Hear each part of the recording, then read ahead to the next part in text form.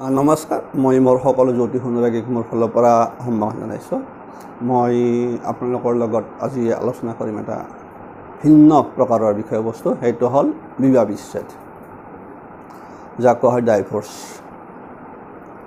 গতিকে প্ৰায় দেখা যায় আজিকালি খুব অলপ বেছি হৈছে আগতকৈ, কাৰণ মানুহবিলাকৰ ধৈৰ্য গুণটো খুব কমি গৈছে। আচল কথাটো মুখ্য কথা হস্তৰেখা। এই বিষয়ে হস্তৰেখাত কি কয়, হাতৰ ৰেখাৰ বিবাহ ৰেখাই কি কয় আপুনি গম পাব। কোনসকল জাতক জাতিকাৰ বিবাহ বিচ্ছেদ বা বিপৰীত লিংগ মৃত্যু হোৱাৰ সম্ভাৱনা থাকে, আমাৰ হস্তৰেখা বিচাৰত সেইটো উল্লেখ আছে। গতিকে সেইফালৰ পৰা মই আপোনালোকক এই বিবাহ বিচ্ছেদৰ বিষয়ে, হাতৰ বিবাহ ৰেখাৰ পৰা কেনেকৈ নিৰ্ধাৰণ কৰিব পাৰি বা ক'ব পাৰি, সেই বিষয়ে কিছু আভাস দিম। আপোনালোকে কিছু হ'লেও গম পাব নিজেই, কাৰণ চব কথা মানে যে মই ক'ম সেনেকুৱা কথা নহয়। কাৰণ আমি কিছুমান কথা জানিও ক'ব টান পাওঁ, কথা আহি পৰে, আৰু কথা কোৱাও আছে নিয়মমতে। কোৱাটো আপোনাৰ ডাইৰেক্ট কোৱাটো শাস্ত্ৰই অনুমোদন কৰা নাই। কৈছে যে আপোনাৰ এনেকুৱা হ'ব পাৰে, আমি যে কওঁ যে হ'ব পাৰে, অসম্ভাৱনাটো আছে। একচুৱেলি আমাৰ যেতিয়া হস্তৰেখা বিচাৰ কৰিব, তেতিয়া সেইসকলে জ্যোতিষীয়ে কেতিয়াও আপোনাক নকয় যে আপোনাৰ বিবাহ বিচ্ছেদ হ'ব, কনফাৰ্ম নকয়। নোৱাৰ কাৰণ কোৱাটো মানা আছে। আচলতে কিছুমান মৃত্যু যোগ থাকে, মৃত্যু যোগটো জানিও আপুনি ক'ব নোৱাৰিব, কোৱা নিয়ম নহয়। কিবা কাৰণত কোনোবা গ্ৰহ যদি আনফালে শুভ হৈ আছে, তেতিয়া আপুনি কি কৰিব, চাব লাগিব। ঠিক সেনেকুৱা কথা থাকে, বহুত কথা থাকে। তথাপিতো লামচাম মই বিবাহ ৰেখাৰ পৰা কেনেকৈ বিবাহ বিচ্ছেদ কথাটো গম পায় বা বিপৰীত লিংগৰ মৃত্যু হোৱাৰ সম্ভাৱনা একেলগে থাকে দুটা। তাত কোৱা থাকে যে আপোনাৰ বিবাহ বিচ্ছেদ অথবা মৃত্যু, বিপৰীত লিংগৰ মৃত্যু হোৱাৰ সম্ভাৱনা আছে, আৰু হয়ও সেনেকুৱাকৈ। প্ৰায় আপোনালোকে চালে গম পাব, যিসকলৰ ইতিমধ্যে হৈছে ডাইভৰ্চ, সেইসকলেও গম পাব কেছটো ক'ৰ পৰা আহিছে, আপোনালোকৰ কি কৈ আছে ৰেখা, বিবাহ ৰেখাই কি কৈ আছে। মুখ্য কথা হ'ল আপোনাৰ বিবাহ ৰেখা বোলোতে আমাৰ হাতত আমিতো কওঁ যে আমাৰ মুখ্য ৰেখা, এই ৰেখাডালেই হ'ল আপোনাৰ আয়ুস ৰেখা। এইডাল আছে, এইটো শুক্ৰৰ ক্ষেত্ৰত কেন্দ্ৰ কৰি আয়ুস ৰেখা। এইডাল সিধা দিছোঁ যদি এডাল শিৰোৰেখা, এইডাল হৃদয় ৰেখা, এইডাল ভাগ্য ৰেখা। মুখ্য আমাৰ স্বাভাৱিক বিচাৰতে আমি চাৰিটা ৰেখাৰ ওপৰত বেছি ডিপেণ্ড কৰোঁ। মুখ্য তিনিটা ৰেখাটো লাগিবই, যেনেকৈ আয়ুস ৰেখা লাগিবই, তাৰপিছত হৃদয় ৰেখা, হাৰ্ট লাইন বা শিৰোৰেখা লাগিবই, তাৰপিছতে ভাগ্য ৰেখা আহে। কাৰণ ভাগ্য ৰেখা কথা হ'ল কি, যে ভাগ্য ৰেখা কিছুমানৰ উত্থানটো, এই ভাগ্য ৰেখাডালৰ উত্থানটো বহুত ইফাল সিফাল হৈ যায়। কাৰোবাৰ আপুনি হয়তো মধ্য ভাগৰ পৰা দেখা পাব, কাৰোবাৰ হয়তো আপোনাৰ একদম মানে মণিবদ্ধ ওচৰৰ পৰা দেখা পাব এই ৰেখাডাল যোৱাটো। ঠিক এনেকৈ হৃদয় ৰেখাডাল, এইডাল হৃদয় ৰেখা, এইটো বুধৰ ক্ষেত্ৰ। বুধৰ ক্ষেত্ৰৰ তলৰ পৰা এই মংগলৰ, সক্ৰিয় মংগলৰ ওপৰৰ বুধৰ এই মাজত ইয়াতে ভাগ হৈ গৈছে, এইটো সক্ৰিয় মংগল হৈ গৈছে, আৰু এইখিনি বুধৰ ক্ষেত্ৰ হৈ গৈছে, বিশেষকৈ আমাৰ কনিষ্ঠ আঙুলি। স্বাভাৱিকতে আমাৰ বিবাহ ৰেখা থাকে এই এই কনিষ্ঠ আঙুলিৰ এই ঠাইৰ পৰা হৃদয় ৰেখা মাজত যি ৰেখা থাকে, সেইডালকে কোৱা হয় বিবাহ ৰেখা। অৰ্থাৎ আপোনাৰ বিবাহ ৰেখাডাল এই ঠিক ইয়াত যিটো আছে, এইডাল বিবাহ ৰেখা। আপোনালোকক কৈ দিছোঁ, এইডাল হ'ল বিবাহ ৰেখা। এই বিবাহ ৰেখাডালৰ ওপৰতে আপোনাৰ ডিপেণ্ড কৰিব আপোনাৰ বিবাহ বিচ্ছেদ হ'ব নে, বা বিবাহ বিচ্ছেদ অথবা আপোনাৰ বিপৰীত লিংগ মৃত্যু, সোনকালে মৃত্যু, সূচকটো তাতে ইংগিত কৰি থাকিব, এই বিবাহ ৰেখাতে থাকিব। এই বিবাহ ৰেখাৰ গাঁথনিৰ ওপৰতে এজন হস্তৰেখাবিদে ক'ব পাৰে যে আপোনাৰ এনেকুৱা কথা আছে, ক'ব পাৰে, কয়। যেতিয়া আপোনালোকৰ আমি কওঁ যেতিয়া এই ৰেখা এডাল নহয়, ধৰক এনেকৈ ওচৰা ওচৰিকৈ দুডাল থাকিল, তেতিয়াহ'লে কোৱা যায় এইটো আপোনাৰ প্ৰেম বিবাহ। আমাৰ যে প্ৰেম বিবাহ, যে দুডাল থাকিলে দুজন হ'ব সেইটোও নহয়। মুখ্য কথা এইটো প্ৰেম বিবাহ সূচোৱা।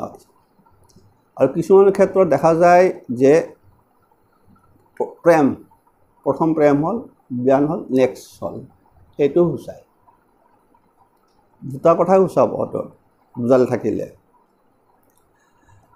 কথা হ'ল কি, সাধাৰণ কথা আপোনাৰ এতিয়া এইডাল মই মুচি দিলোঁ, এতিয়া মোৰ বিষয়বস্তু হ'ল আপোনাৰ বিবাহ বিচ্ছেদ, আলোচ্য বিষয়বস্তু। বিবাহ বিচ্ছেদটো সদায় আপোনাৰ চোৱা যায়, যদি এই ৰেখা চাব, এই ৰেখাডাল, এই বিবাহ ৰেখাডাল যদি এনেকৈ আহি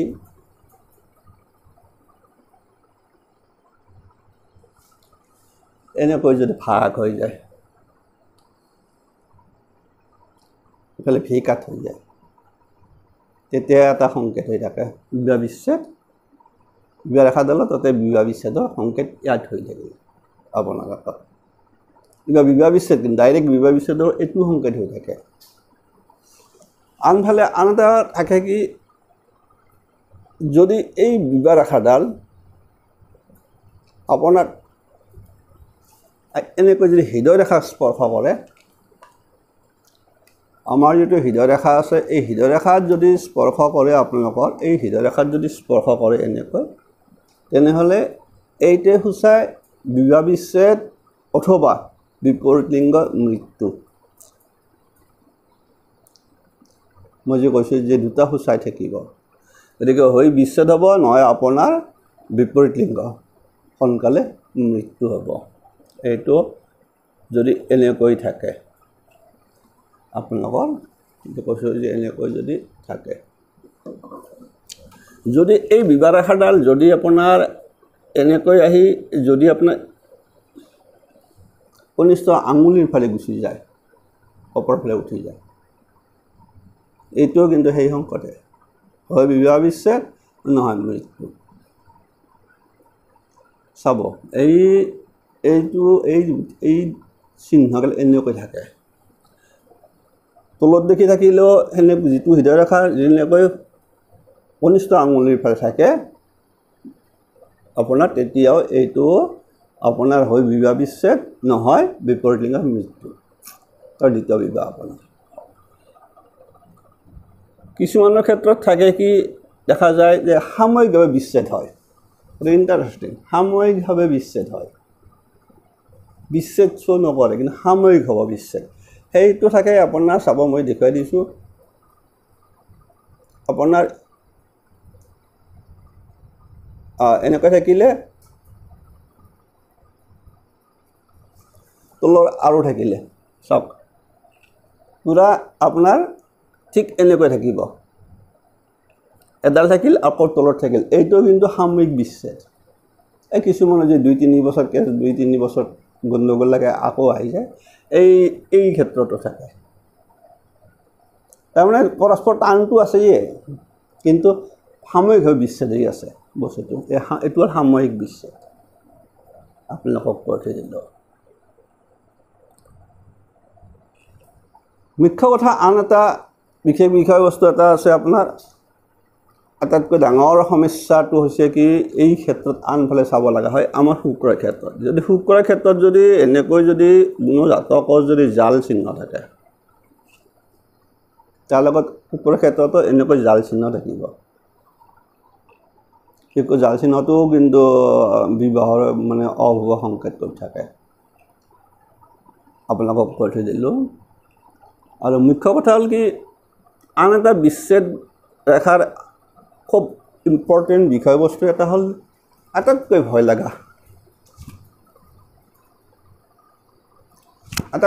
লগা, এইটোতো মই ক'লোঁ, আটাইতকৈ ভয় লগা বিবাহ ৰেখা বা গম পোৱা বিষয় বস্তুটো হ'ল আপোনাৰ বিবাহৰ পিছত এইটো হ'ল আটাইতকৈ ডেঞ্জাৰ এইটো এনেকৈ আহে যে এই যে আপোনাৰ শুক্ৰৰ ক্ষেত্ৰ এই শুক্ৰৰ ক্ষেত্ৰৰ পৰা এনেকৈ ৰেখা গৈ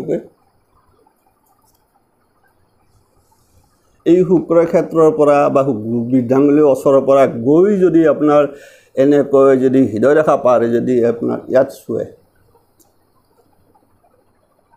বিবাহ ৰেখাক চুৱে এই জাতকৰ বিপৰীত লিংগই আপোনাক হত্যা কৰিব পাৰে বিষ দি হওক যিকোনো অস্ত্ৰৰ দ্বাৰাই হওক এইবিলাক অতি এই যে কিছুমান আমি শুনো গিৰিয়েকে ঘৈণীয়েকক মাৰি পেলালে অথবা ঘৈণীয়েকে গিৰিয়েকক মাৰি পেলালে কাৰোবাৰ লগত লগ লাগি পেলাই এই সকল জাতক জাতিকাৰ এই বিষয় এই ৰেখাডাল থাকে এই শুক্ৰৰ ক্ষেত্ৰৰ পৰা আহি আপোনাৰ ভাগ্য ৰেখাক কাটি আয়ুস ৰেখাক কাটি হৃদয় ৰেখাক কাটি আপোনাৰ বিবাহ ৰেখাক স্পৰ্শ কৰে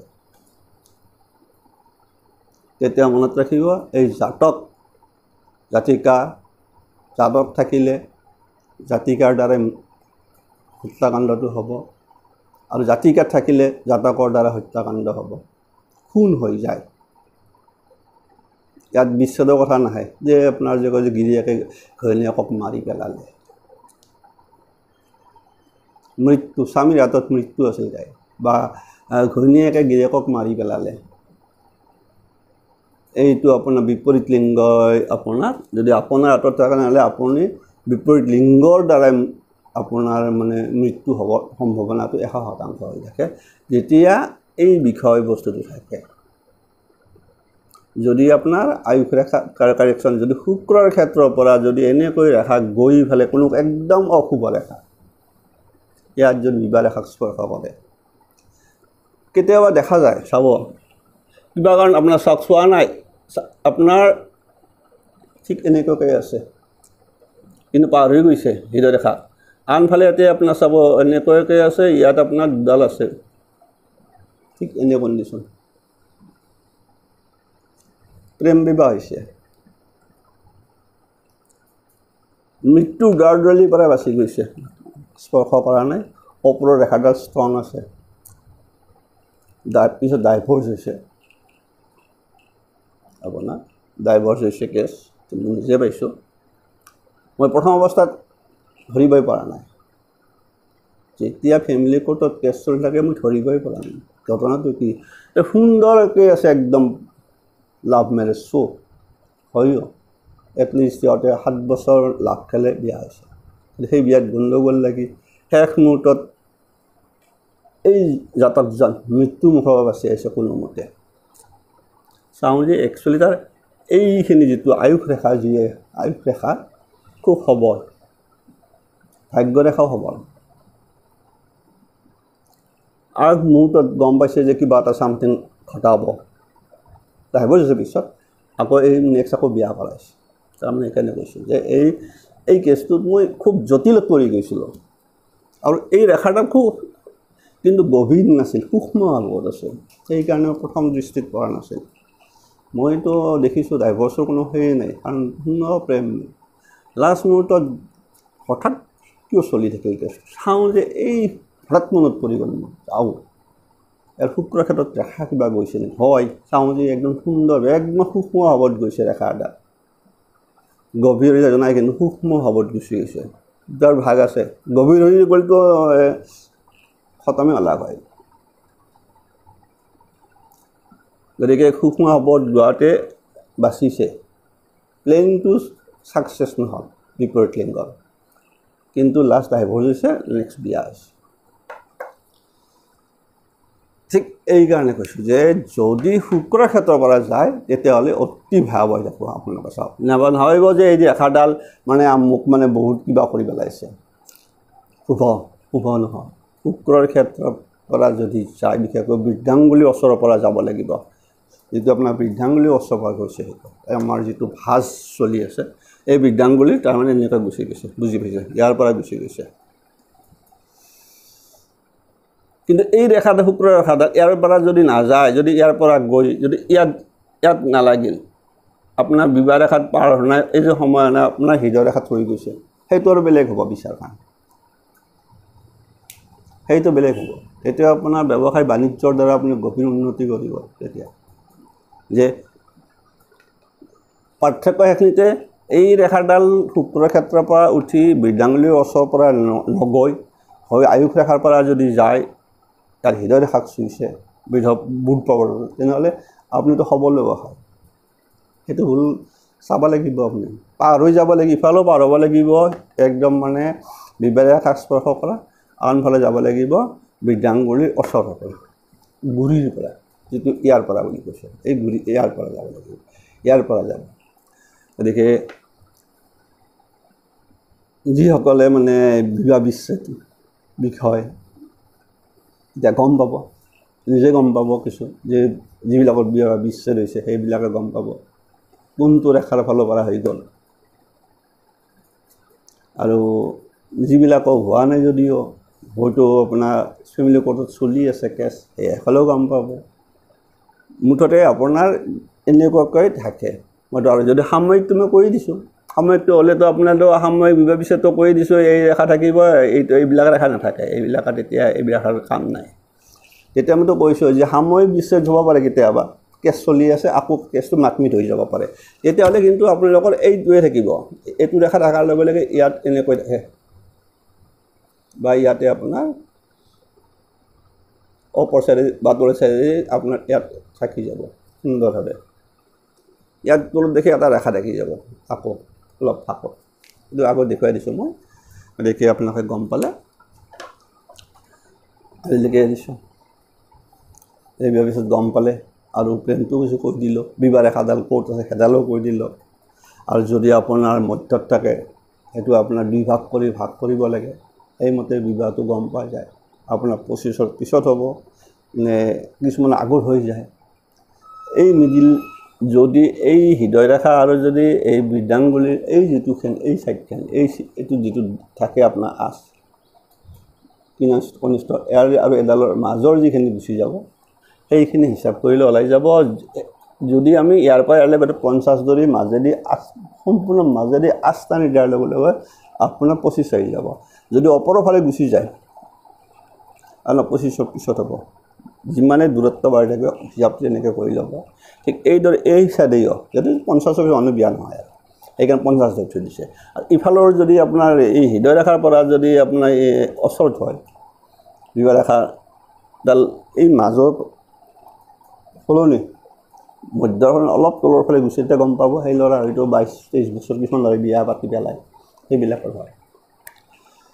এৰিছোঁ, সকলোৰে মংগল কামনা কৰিলোঁ। কিছু কথা গম পালে যে আমাৰ